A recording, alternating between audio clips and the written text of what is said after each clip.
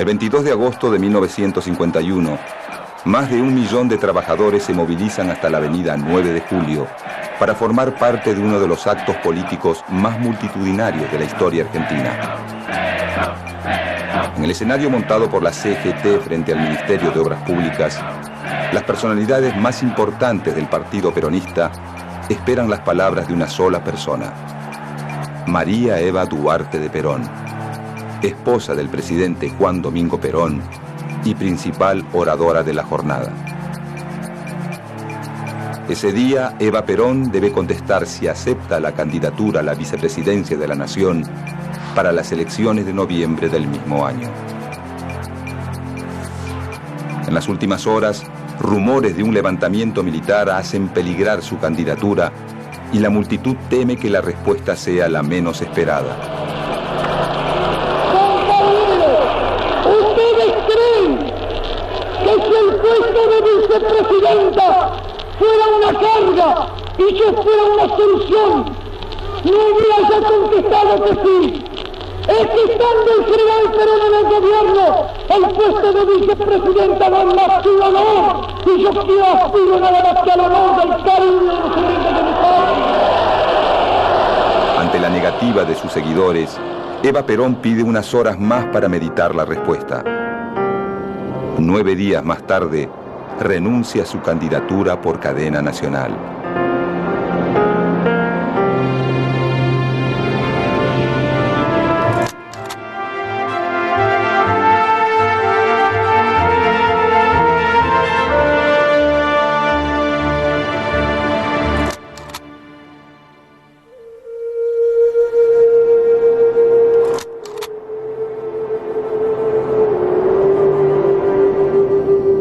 El 7 de mayo de 1919, en la localidad de Los Toldos, al norte de la provincia de Buenos Aires, nace María Eva. Hija de Juana Ibarguren, costurera, y de Juan Duarte, hacendado y dirigente del Partido Conservador. En el año 1927, Juan Duarte muere en un accidente automovilístico. Juana Ibarguren, al no ser su esposa, no recibe herencia alguna y queda sola a cargo de sus 5 hijos, quienes a partir de ese momento viven en medio de grandes privaciones económicas. A la edad de 15 años, siguiendo una incipiente vocación de actriz, Eva decide irse a vivir a Buenos Aires.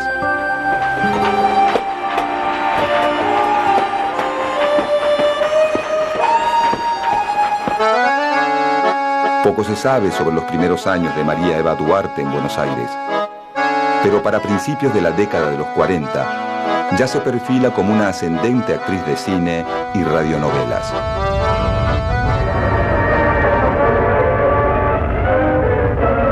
Solo 1 minuto bastó para que la hermosa capital cuyana quedara convertida en informe montón de escombros.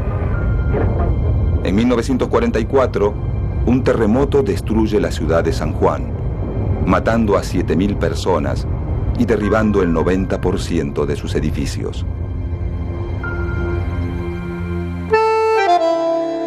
En Buenos Aires, Eva es convocada a participar de una campaña solidaria, impulsada desde el gobierno por el entonces secretario de Trabajo y Previsión Social, el coronel Juan Domingo Perón.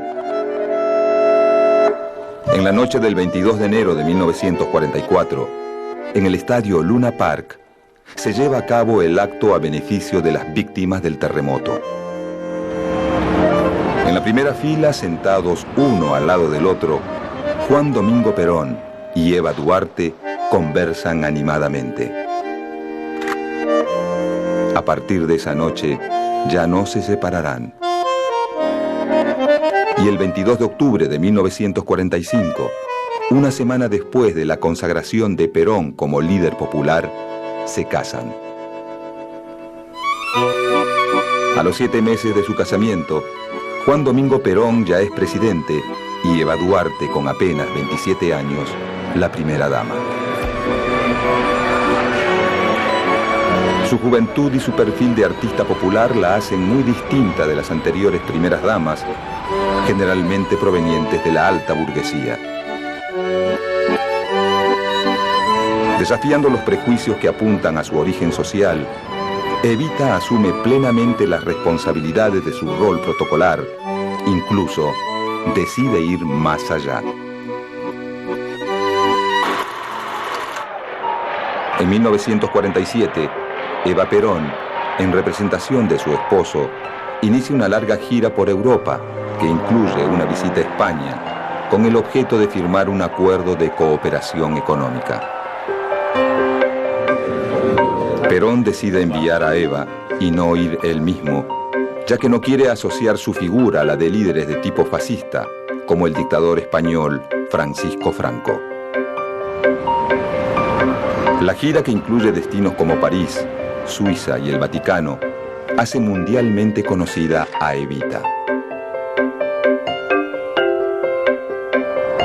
Al regresar a Argentina, la fastuosa recepción que le brindan el gobierno y los sectores populares estimula a Eva a tomar confianza en sus aptitudes políticas.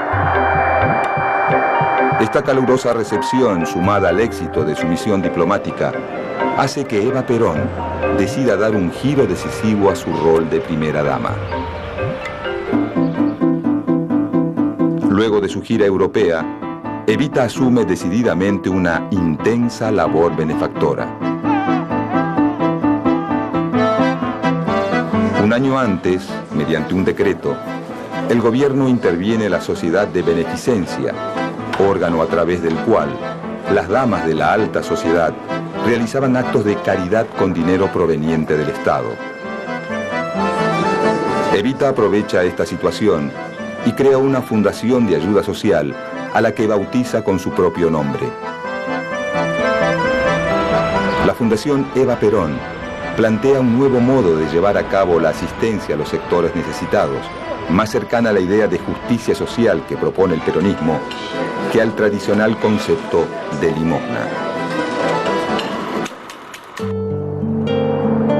La limosna para mí fue siempre un placer de los ricos, el placer desalmado de excitar el deseo de los pobres sin dejarlo nunca satisfecho. Y para eso, para que la limosna sea más miserable y más cruel, inventaron la beneficencia. La limosna y la beneficencia son, para mí, ostentación de riqueza y de poder para humillar a los humildes. Expresiones como esta manifiestan el rechazo que Eva Perón siente por las clases altas. Un sentimiento de enemistad que es mutuo y que se mantiene como un rasgo destacado durante toda la carrera política de Evita. Con la Fundación Eva Perón, Evita busca asistir a los sectores más desprotegidos, aquellos a los que las políticas sociales del Estado no logran alcanzar, como los ancianos y ancianas, las madres sostén de hogar y los niños y niñas. Recurriendo a aportes del Estado, contribuciones de la CGT y donaciones, no siempre voluntarias de empresas privadas, la Fundación Eva Perón comienza a financiar sus propios proyectos de vivienda obrera, policlínicos y hogares de tránsito para familias carenciadas. Al mismo tiempo, promueve eventos deportivos, distribuye juguetes y crea bolsas de trabajo. Las máquinas de coser que Evita entrega personalmente a las mujeres que acuden a ella en busca de trabajo se convierten en uno de los emblemas de la Fundación. La entrega de estas máquinas representa el modelo de labor femenina que sostiene el peronismo, más ligado al rol femenino de madre y ama de casa, subordinada al tradicional modelo de familia patriarcal, que al mundo del trabajo fuera del hogar. De forma paralela a su labor por los más humildes, Eva Perón va introduciendo en la agenda del gobierno una importante reivindicación para el género femenino. El derecho al voto de la mujer es un debate que ya lleva varios años y que el peronismo no tarda en retomar. Si bien en San Juan las mujeres han accedido a las urnas en 1927 y en 1932 se presentó un proyecto de ley nacional que recibió media sanción, Evita pronto se convierte en una activa promotora del voto femenino. Desde el gobierno se la presenta como la principal impulsora de esta causa, lo que genera un gran malestar entre muchas militantes feministas y de izquierda que llevan varias décadas sosteniendo el reclamo. Pese a las críticas, la iniciativa llega al Congreso y para el año 1947 la ley de sufragio femenino se convierte en realidad. La Cámara de Diputados de la Nación, accediendo al pedido de la presidenta del Partido Peronista Femenino, señora Eva Perón, acaba de sancionar la amnistía a la ley de enrolamiento femenino. ¿Irás a votar? Eso no es para mí. Es una ley. Hay que cumplirla. La mujer puede y debe votar. Debe elegir, apoyar y votar a quienes crean más capacitados para cuidar y procurar el bienestar presente nuestro y el futuro de nuestros hijos. Para que la Argentina sea socialmente justa, económicamente libre y políticamente soberana, como dice el preámbulo de la Constitución. ¿Quiere decir entonces que nosotras también decidiremos? Sí, ustedes ahora también decidirán quiénes serán los más capaces de llevar a la Argentina a los grandes destinos que tiene asignados. Pero para nosotras es mucha responsabilidad. Ese es el gran honor que se nos ha dispensado gracias a la lucha de Eva Perón. Reconocer que nosotras, las mujeres argentinas, merecemos la enorme responsabilidad de decidir también el destino de la patria. A medida que crece el influjo de su figura dentro del gobierno, Eva Perón va estrechando lazos con un sector que cada vez tiene más influencia en la política nacional, la dirigencia sindical. Como símbolo de la unión entre el peronismo y los sindicatos, en 1948, la esposa del presidente dona a la CGT el edificio de la calle Azopardo, construido justo enfrente de la casa central de la Fundación Eva Perón. María Eva Duarte va dejando de ser solamente la primera dama para convertirse en uno de los nexos entre Perón y los trabajadores, a quien ella llama cariñosamente sus descamisados. Un pueblo trabajador que, según palabras del mismo presidente, es el factor clave de la nueva Argentina que se intenta construir desde el gobierno.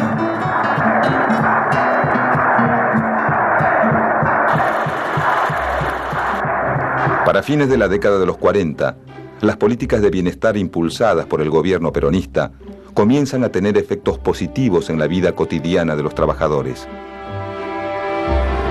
Miles de familias obreras comienzan a disfrutar de un nivel de confort y prosperidad hasta entonces desconocido para ellas. Estos logros materiales contribuyen a que un sector mayoritario de la clase trabajadora se identifique rápidamente con el peronismo. Pero en esa identificación es aún más decisiva la sensación de muchos trabajadores de estar por primera vez integrados plenamente a la sociedad argentina, de que también ellos cuentan con derechos, de que se los respeta.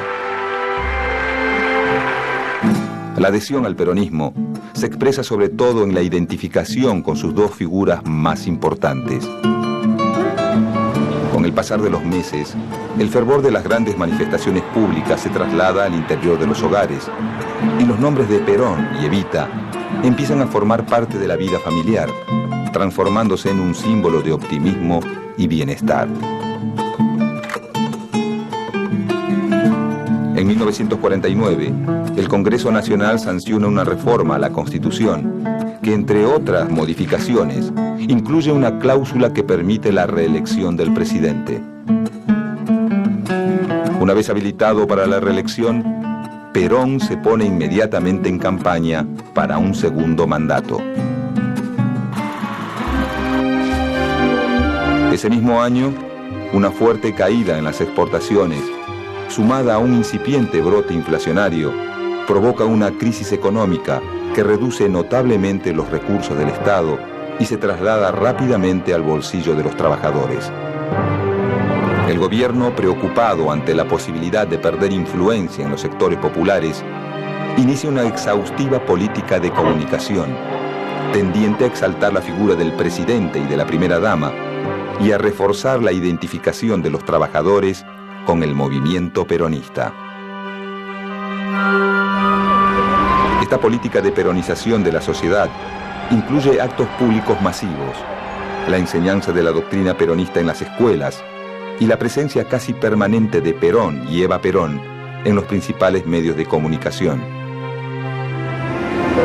Desde sus inicios, el gobierno peronista concede a los medios de comunicación una importancia vital. Los medios radiofónicos son usados tanto para amplificar la voz de Perón en los multitudinarios actos en Plaza de Mayo, como para llevar su mensaje de gobierno hasta los rincones más remotos del país. Por otro lado, los noticiarios y las películas de propaganda producidas por el gobierno muestran los grandes cambios sociales, económicos y culturales que trae consigo el peronismo. En pocos meses, todas las salas del país reproducen imágenes de fábricas, barrios obreros, inauguraciones de hospitales y distintos actos de gobierno, al tiempo que el presidente y la primera dama adquieren tanto o más protagonismo en la pantalla que las parejas más famosas del cine de la época.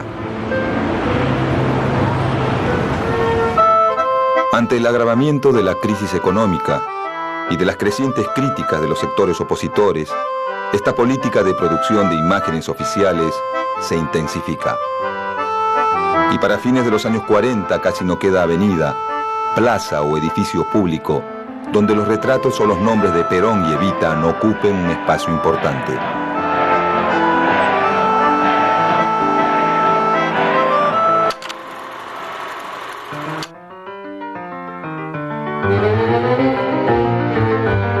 Llegada la década de los 50, la campaña de peronización de la sociedad avanza, saturando de imágenes y discursos políticos la vida cotidiana.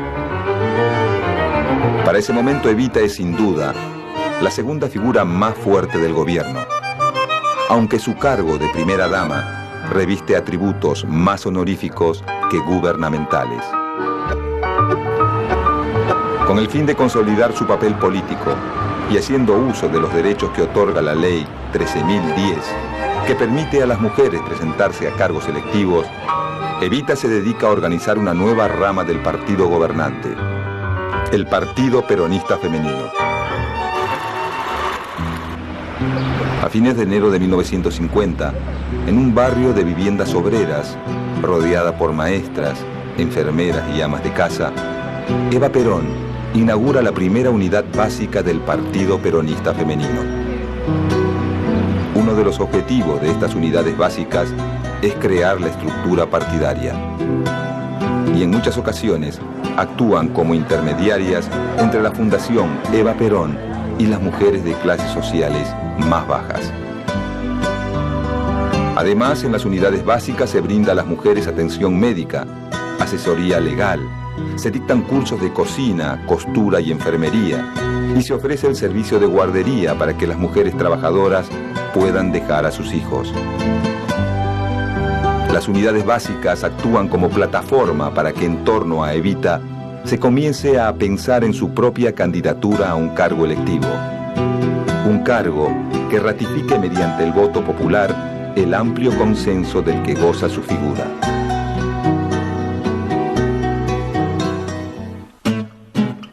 Para el verano de 1951, la candidatura de Juan Domingo Perón a su segunda presidencia ocupa gran parte de los esfuerzos oficiales.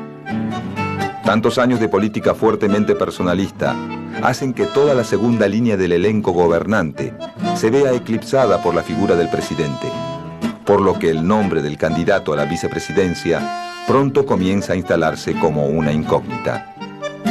Para ese entonces, Evita es una figura clave en el vínculo político y afectivo entre Perón y sus simpatizantes. La labor benefactora de su fundación y su fuerte enfrentamiento con la alta burguesía la hacen acreedora de un creciente cariño popular, y dentro del gobierno ya cuenta con un grupo de funcionarios que responde a ella con tanta o más fidelidad que al mismo Perón. Inmediatamente, desde diversos sectores políticos, gremiales e institucionales ligados al partido peronista, surgen adhesiones a la figura de Eva como integrante del binomio presidencial. A pocos meses de las elecciones, la estrella de María Eva Duarte parece brillar como nunca antes. Mientras su figura política se fortalece dentro de las filas del Partido Peronista Femenino, varios sectores de la CGT ya ven como un hecho su candidatura a la vicepresidencia. Inesperadamente, en medio del fragor de la campaña, Eva comienza a sufrir una serie de desmayos que culminan en una internación con diagnóstico de apendicitis aguda. Durante una cirugía exploratoria, el doctor Oscar Ivanisevich, médico personal de Evita y exministro de Educación, descubre un cuadro mucho más alarmante. La noticia de que Eva Perón padece cáncer de útero provoca una fuerte conmoción entre sus allegados.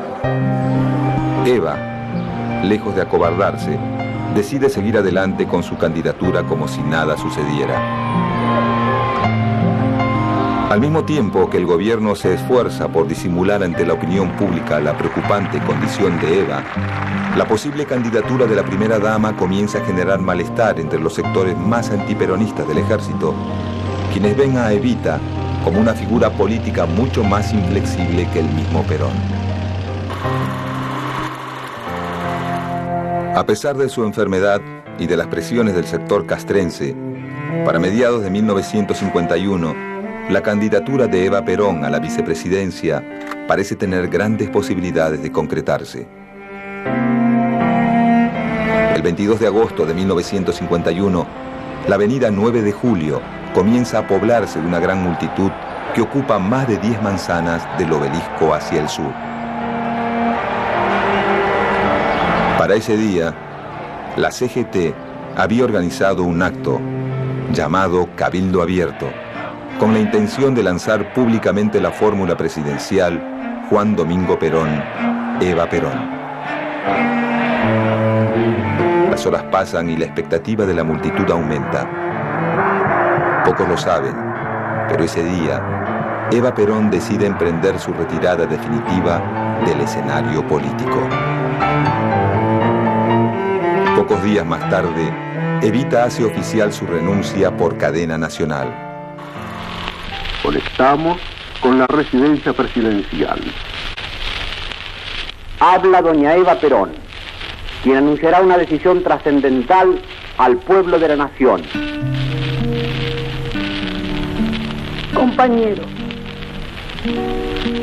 quiero comunicar al pueblo argentino mi decisión irrevocable y definitiva de renunciar al honor con que los trabajadores y el pueblo de mi patria quisieron honrarme en el histórico Cabildo Abierto del 22 de agosto. No renuncio a la lucha ni al trabajo, renuncio a los honores. Por los trabajadores y por los descansados seguiré luchando como hasta hoy con el corazón y el pensamiento puestos en el general, que con la grandeza extraordinaria de su alma supo dejar mi decisión de estos días librada al arbitrio de mi propia conciencia y de mi propia voluntad. Todas estas cosas... Esa noche, en miles de hogares peronistas, la tristeza comienza a reemplazar la euforia de los primeros años.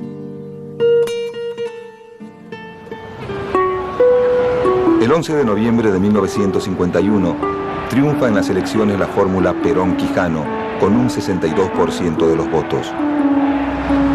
El 4 de junio de 1952, Eva Perón, visiblemente desmejorada, asiste a la asunción de su marido para el segundo mandato. A partir de ese momento, la figura de Evita desaparece de la vida pública y su presencia física comienza a ser reemplazada por su presencia simbólica.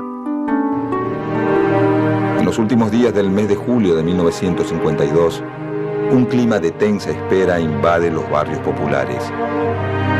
En todos los puntos del país, los altares y capillitas para rezar por la salud de Eva se multiplican, mientras que en las residencias de la clase alta se preparan para brindar con champagne por la muerte de su más acérrima enemiga.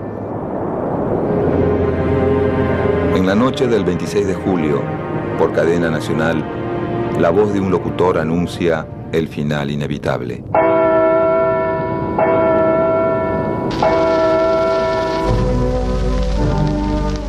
Cumple la Subsecretaría de Informaciones de la Presidencia de la Nación el penosísimo deber de informar al pueblo de la República y a las 20:25 horas ha fallecido la señora Eva Perón, jefa espiritual de la nación.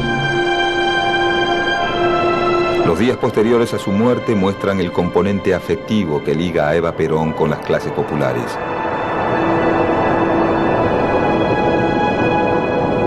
Largas filas de simpatizantes que asisten a su velatorio y multitudinarias muestras de dolor marcan el final de una época de optimismo y entusiasmo popular que había comenzado el 17 de octubre de 1945.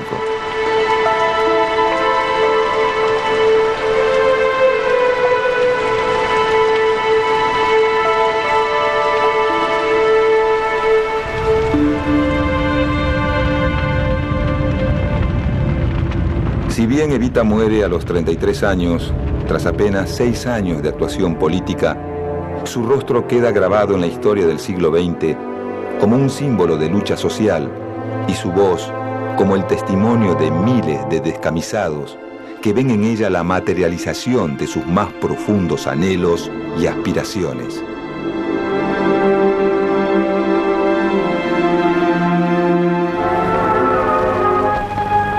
Porque el recuerdo es lo único que no muere, su pueblo no la olvidará. Seguirá repitiendo su nombre en el nacimiento y el fin de todas las jornadas. Seguirá rezando su breve nombre cada vez que sea necesario aplacar un dolor o bendecir una dicha. Así cantó. Yo no quise ni quiero nada para mí. Mi gloria es y será siempre el escudo de Perón y la bandera de mi pueblo.